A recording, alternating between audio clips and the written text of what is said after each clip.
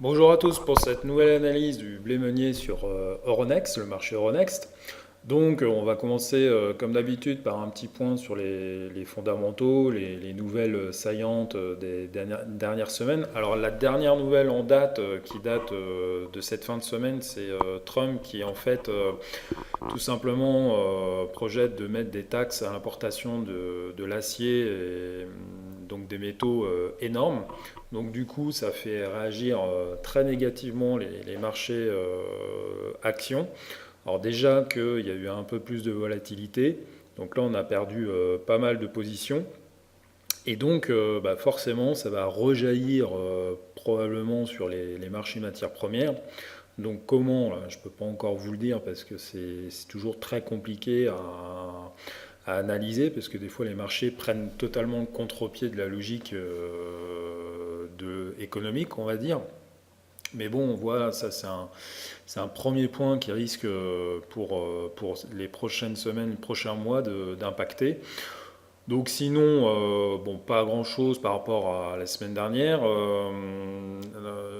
hormis, je dis la semaine dernière, mais plutôt le mois dernier, hormis je suis passé rapidement au salon de l'agriculture, donc on voit qu'il y a beaucoup de choses qui bougent en agriculture, notamment par rapport aux nouvelles techniques, les phytos, etc. Et on voit très bien que les coûts de production, c'est un peu le nerf de la guerre. Tout le monde parle en filigrane de ça. Et donc vraiment, ça va être probablement le point central qui doit être travaillé, évidemment, mais vous le savez déjà, hein, pour les prochaines années. Bon, je vais pas m'apesantir. Juste, si vous voulez suivre mes prochaines analyses, comme d'habitude, pour ceux qui ne sont pas abonnés, qui me découvrent, etc., vous cliquez en bas à droite sur le petit logo rouge, et puis ça vous permettra d'être prévenu, et puis moi, ça me permet aussi de faire progresser ma chaîne YouTube pour la diffuser au plus grand nombre. Alors, l'analyse technique. Alors, on va commencer comme d'habitude par l'analyse mensuelle. Donc, je me mets en mode dessin. Alors bon, pour ainsi dire, pas grand-chose à dire par rapport à la dernière fois, hormis que au mois de février, vous voyez, on a dessiné là, je pense que c'est tout petit sur votre écran, mais on a dessiné un chandelier haussier qui avalait les deux derniers, donc ça c'est très intéressant. Donc le dernier petit chandelier rouge, c'est le chandelier de Mars.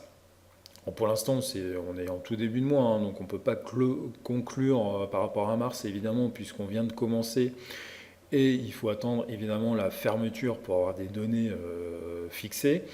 Donc voilà, alors pour l'instant, c'est toujours pareil, hein, on est toujours dans cette fameuse baisse depuis maintenant 2012. Et pour l'instant, ça ne change pas. Alors c'est vrai on a observé ces derniers jours une embellie un petit peu sur les cours. Bon, rien de bien folichon. Mais bon, à l'échelle de cette unité de temps mensuelle, en fait, on s'aperçoit que c'est rien du tout, quoi. Donc, on va passer rapidement à l'analyse hebdomadaire. Donc là, l'analyse hebdomadaire, bon, pareil, hein, rien de bien nouveau. On voit un amorcement, un petit rebond là qui s'amorce. Alors c'est vrai que le dernier chandelier, il est assez curieux puisque en fait on a un espèce de doji, alors je ne sais plus ce qu'on appelle en pierre tombale ou enfin je ne sais plus en fait exactement le nom, mais on a une grande ombre haute et une clôture, une ouverture de la séance, enfin de la semaine au même niveau. Donc ça c'est plutôt baissier généralement. Sauf que là, ça intervient. Alors ce type de chandelier annonce clairement un retournement du mouvement. Sauf que là, on ne peut pas vraiment dire qu'on est sur un sommet ou alors un mini sommet, hein, puisque vous voyez, on a dessiné un creux et puis un début de sommet.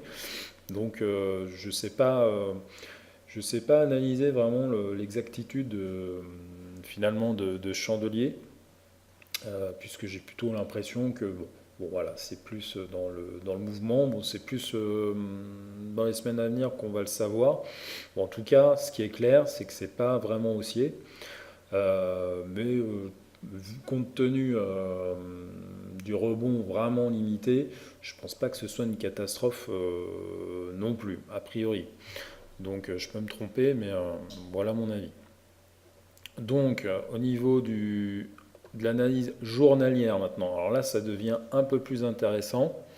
On a des choses plus concrètes, plus détaillées, une évolution plus. Donc, on avait parlé pas mal de cette figure. Alors, si je retrace finalement cette, voilà, ce niveau horizontal, bon, on voit qu'on avait une belle figure en fait ici avec un espèce de triple creux en fait qu'on a cassé en fait il y a à peu près une semaine là maintenant. Et derrière, on avait bien performé pour arriver finalement près des 170 euros. On a fini sur de forts volumes. Donc ça, généralement, ça peut annoncer soit un début de retournement, soit une fin de mouvement. Donc là, comme on était plutôt sur, on va dire, une dynamique haussière, on va dire qu'on est plutôt sur une fin de mouvement, et ça s'est confirmé le lendemain. Avec un chandelier qui a englobé les 4 précédentes séances, hein, quasiment. Voilà. Donc en fait, on a fait sur la semaine un aller-retour quasiment neutre, hein, ce qui explique effectivement le chandelier hebdomadaire. Donc on a fait une semaine pour rien. Donc après, c'est pas trop une catastrophe parce que bon, si on se place sur ce niveau-là, bon, finalement, aujourd'hui, on est sur un pullback et donc un retour qui est tout à fait normal et logique.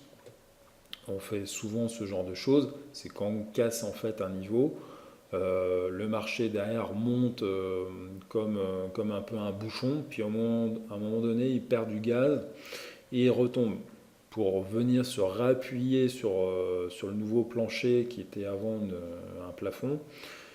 Et on redémarre ensuite si le marché reprend des couleurs et qu'il a suffisamment de gaz et de carburant pour continuer le mouvement haussier. Alors là, forcément, on peut se poser la question de ce qu'on va faire. Pour l'instant, c'est pas évident à définir. Pour autant, bon voilà, il faut laisser un peu les cours en début de semaine voir évoluer, voir si on arrive à tenir cette zone là on va dire de 163, 165 là qui a été travaillée là depuis on va dire à peu près décembre, hein, puisqu'on a entre fin novembre et puis le début de l'année 2018, on a évolué dans cette zone quasiment en range, hein, pendant 5-6 semaines. Et puis ensuite, on a réévolué en dessous pour récemment repasser au-dessus. Donc on verra vraiment si les cours ont la faculté finalement de se réappuyer sur cette zone pour repartir un petit peu plus haut. Donc ceci dit, ce qu'il faut dire, c'est que si on analyse un petit peu, alors je trace un petit peu un carré, vous voyez, bon, on avait fait un mouvement de la hauteur de la brique là en rouge. Si on la pose pile poil au-dessus, bon, on s'aperçoit que finalement on a fait pile poil l'objectif de cette figure là avec une tasse avec une double anse. Donc voilà, donc en fait on pouvait très bien anticiper la fin de ce mouvement. Alors est-ce qu'il va maintenant se prolonger et se diffuser sur on va dire sur les unités de temps hebdomadaires et mensuelles? C'est beaucoup trop tôt pour le dire. Il faut déjà qu'on se maintienne au-dessus de cette zone 163-165. Et après, on verra graphiquement si on si on a des éléments plus solides pour pouvoir aller tutoyer, pourquoi pas, le dernier haut historique qu'on a fait à 190, 195 euros de la tonne. Alors juste pour spécifier, je ne sais pas si je l'ai dit en début de vidéo, on est sur l'échéance mai 2018, donc on est sur la dernière échéance évidemment de cette campagne. Donc sachant que les options vont s'arrêter environ un mois avant les futures, bon en gros on a encore un mois pour finir la campagne, donc jusqu'à fin mars, début avril. Après la campagne sera clôturée en gros par presque tous les OS et on va basculer sur la récolte 2018. Donc voilà, donc là on est vraiment sur le dernier barou d'honneur. Et éventuellement, bon, peut-être que ça va rigoler en fin de campagne ou pas, mais aujourd'hui c'est plus du domaine entre guillemets du casino que finalement de la stratégie pure et dure et bien ficelée et bien contrôlée. Donc on va regarder un petit peu ce qui se trame en fait sur les unités de temps inférieures, donc en 2 heures et puis en 30 minutes. Alors, sur le 2 heures, donc on est sur le 120 minutes, forcément. Donc on voit très bien, je parlais des volumes tout à l'heure, on voit très bien la fin du mouvement avec une belle augmentation là, des volumes, hein, une explosion, hein, puisque par rapport à la moyenne de séance habituelle, on fait 3 à 4 fois finalement le volume. Donc ça c'est intéressant et on voit que sur la baisse il y a aussi une accélération clairement des volumes lors de la cassure du mouvement, hein. Si on peut matérialiser ça comme ça, vous voyez, hop. Alors je sais pas le bon outil que j'ai pris, je vais prendre... alors je vais déjà effacer ce truc. Hop. Bon, forcément ça marche pas.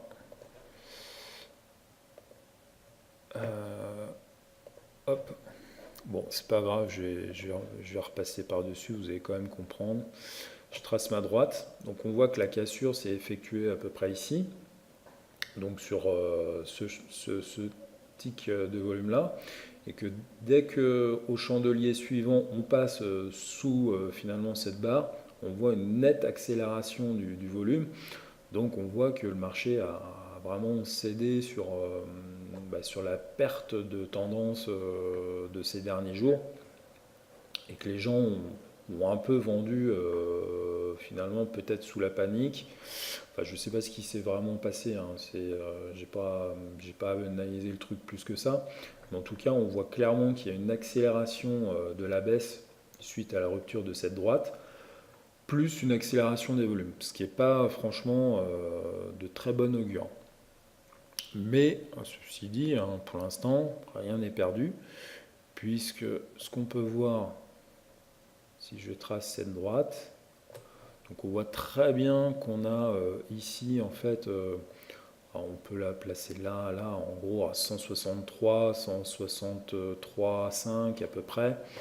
On voit qu'on a un beau palier de support. Et pour l'instant, on n'y est pas encore, hein, puisqu'on a clôturé en fin de semaine à 164,50. Et donc, ce qu'il va falloir surveiller en cette fin de semaine, c'est savoir si ce plancher est suffisamment solide ou pas, ou si finalement les cours vont complètement enfoncer ce niveau et repasser sous les 163, ce qui serait plutôt un mauvais signal pour la suite des événements pour ce mois de mars. On va regarder un petit peu ce qui se passe tout simplement sur le 30 minutes. Hop, je vais regarder ça tout de suite. Hop, on y est. Donc on retrouve finalement cette belle tendance, cette belle droite, hein, qui était vraiment... alors en 30 minutes là c'est vraiment rectiligne, hein, c'est magnifique. Hop. Donc voilà, derrière cassure, donc on a cassé ici avec une accélération, on retrouve l'accélération des volumes. Alors forcément là c'est un peu plus étalé, mais on voit par rapport aux séances du mois précédent qu'on a vraiment une accélération des volumes baissiers. Et là, on avait sur le dernier, l'avant-dernière montée, on avait vraiment eu finalement une belle poussée haussière en feu d'artifice. On a eu une session de rattrapage et derrière, finalement, on s'écroule. Alors c'est vrai que ce qui était intéressant, c'est que finalement, vous voyez, on avait cette petite divergence sur le MACD, hein, sur les deux derniers sommets de prix, qui pouvait laisser présager effectivement qu'il y avait un risque de retournement ou de retracement des cours. Donc pour l'instant, on n'en est pas encore vraiment, pour moi, au retournement, puisqu'on retrouve bien notre palier à 163 euros ici. Donc ça va être vraiment en fait sur cette zone au-dessus des 163 qu'il va falloir tenir sur sur la prochaine semaine. Ça va être, je pense, très très important si on va accrocher des meilleurs prix et revenir près des 170 euros pour les semaines à venir. Donc, alors oui, donc j'en ai fini là pour 30 minutes. Je voudrais juste revenir parce que j'ai oublié de faire un truc, je pense qui peut être intéressant pour vous sur le 120 minutes. Vous avez parlé de cette figure là, donc hop, cette fameuse tasse avec anse. Donc hop, on avait là, tac. Alors, derrière, on a eu plusieurs, mais bon, on voit très bien le rôle qu'a joué les 163 euros de la tonne, donc qui ont contenu les cours vraiment en dessous. Et donc l'objectif finalement, quand on a cassé à la hausse les 163, c'est ce qu'on appelle tout simplement la méthode de la balançoire, hein. Donc en fait on mesure la différence entre la base et le creux. Alors voilà à peu près, c'est pas parfait. Et donc on la reporte à partir de la cassure. Et on se rend compte, comme par miracle, que ça correspond exactement. Donc l'objectif de la cassure était de 169 euros. Et on l'a atteint vraiment sur le bout de la chandelle. Mais c'est vrai qu'on l'a atteint de manière assez précise. Des fois, l'analyse technique, c'est assez troublant de précision. Alors, c'est toujours plus facile à dire après qu'avant. Ceci dit, on se rend compte que ça fonctionne. Alors, c'est vrai qu'on peut se demander, et il y a une personne sur le forum qui se posait la question, est-ce que l'analyse technique fonctionne encore aujourd'hui avec les algorithmes et les robots de trading? Alors, je dirais oui et non. Non, dans le sens où certaines configurations marchent moins bien, enfin avec un taux de réussite moins bon qu'auparavant. Mais oui, parce que finalement, l'analyse technique n'est que le reflet en fait des pratiques qui sont observées et permet en fait de filtrer les informations, etc. Et ça marche toujours, sauf que il faut adapter en fait ces méthodes. Il faut en permanence savoir évoluer avec le marché, avec sa nature. Pour exemple, le marché avant 2008 était totalement différent du marché après 2008. Donc on a vu apparaître des nouveaux comportements sur le marché et donc des nouvelles opportunités, des nouveaux, on va dire des nouvelles configurations qui ont pu être utilisées en fait pendant plusieurs mois, pendant plusieurs années. Et donc les marchés en fait évoluent, mutent. Et donc je pense que ça ne changera pas. De là à vous répondre, est-ce que les robots remplaceront les opérateurs humains? Je pense qu'on y arrivera un jour ou l'autre. Quand, je ne sais pas trop appréhender ce moment-là. Bon, en tout cas, les robots aujourd'hui, en tout cas, sont très très forts sur le court terme. Par contre, beaucoup moins sur le moyen et long terme, puisque sur le moyen et long terme, on trouve beaucoup plus, on va dire, de décisions de nature humaine. Et donc forcément, les robots ont moins d'emprise, puisque de toute façon, derrière le fonctionnement des robots, il y a des décisions humaines en termes de techniques de trading, de stratégie. Et donc voilà, c'est juste qu'on va beaucoup plus vite avec les robots, de manière beaucoup plus rigoureuse qu'auparavant. Mais pour ainsi dire, les techniques d'analyse graphique, et même l'analyse fondamentale, hein, qui a aussi ses qualités, moi je suis moins preneur, mais sont toujours évidemment d'actualité. Donc voilà pour cette analyse. Donc il nous reste en gros quelques semaines pour finaliser cette récolte 2017 qui n'a pas été des plus simples. Donc on voit très bien que là, après de nouveaux espoirs de rebond, on avait peut-être une opportunité de vendre en semaine dernière sur des niveaux un peu plus élevés que ce qu'on avait connu depuis la fin 2017. Pour autant, la dernière séance a été très, très agressive à la baisse. Bon, pour l'instant, il n'y a pas non plus de catastrophe. On peut toujours s'appuyer sur les 163 euros. Mais bon, voilà, on est vraiment sur du très court terme. Et donc, c'est en aucune des manières une garantie de hausse pour la suite. Donc, il va falloir boucler l'année au mieux et se concentrer sur la récolte qui vient, qui s'annonce sûrement encore tumultueuse et passionnante. Donc voilà pour cette analyse de mars. Écoutez, je vous souhaite une bonne fin de campagne, faites au mieux pour ceux qui ont encore des stocks, et puis nous on se retrouve en avril prochain. Allez, salut!